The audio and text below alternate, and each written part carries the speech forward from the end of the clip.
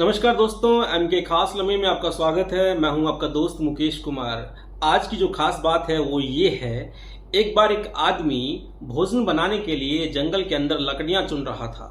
तभी उसकी नज़र एक लोमड़ी के ऊपर पड़ती है जिसके पैर नहीं हैं, लेकिन देखने में वो बिल्कुल स्वस्थ लग रही है। थोड़ी देर के अंदर जंगल में अफरा तफरी मचती है। इस अफरा तफरी के माहौल में वो आदमी एक पेड़ के ऊपर चढ़ जाता है और चारों तरफ देखने लगता है कि आखिर हो क्या रहा है।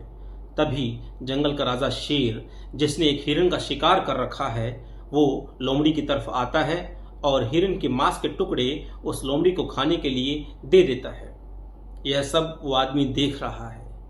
उसे देखकर बड़ी हैरानी होती है कि शेर ने लोमड़ी का शिकार करने की बजाय उसको खाने के लिए मांस के टुकड़े दे दिए हैं। उस आदमी को अपनी आंखों पर भरोसा नहीं हो रहा था, इसलिए वो अगले दिन फिर जंगल में आता है और छिपकर शेर का इंतजार करता है। आज भी वैसा हुआ।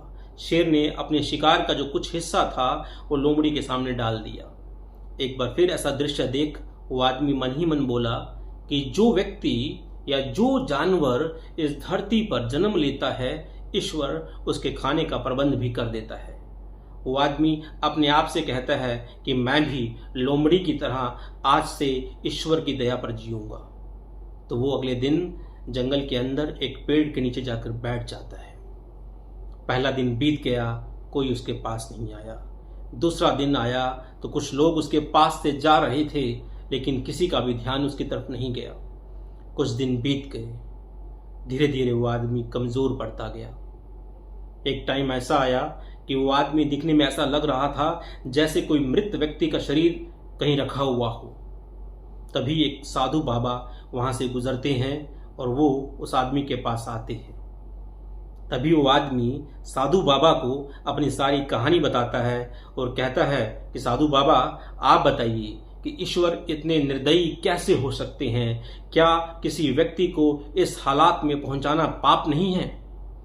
बिल्कुल है, साधु ने कहा, लेकिन तुम इतने मूर्ख कैसे हो सकते हो?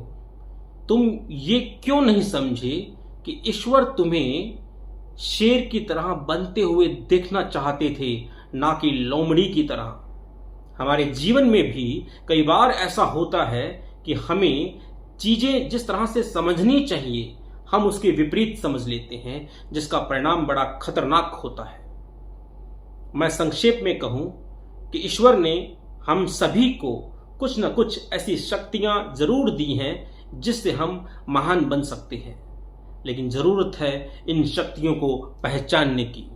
अगर आपको हमारी ये बात अच्छी लगी हो तो हमारी इस वीडियो को लाइक करें, शेयर करें, और हाँ, इसी तरह की अच्छी बातें सुनने के लिए बेल आइकन को दबाकर हमारे चैनल को जरूर सब्सक्राइब करें। धन्यवाद।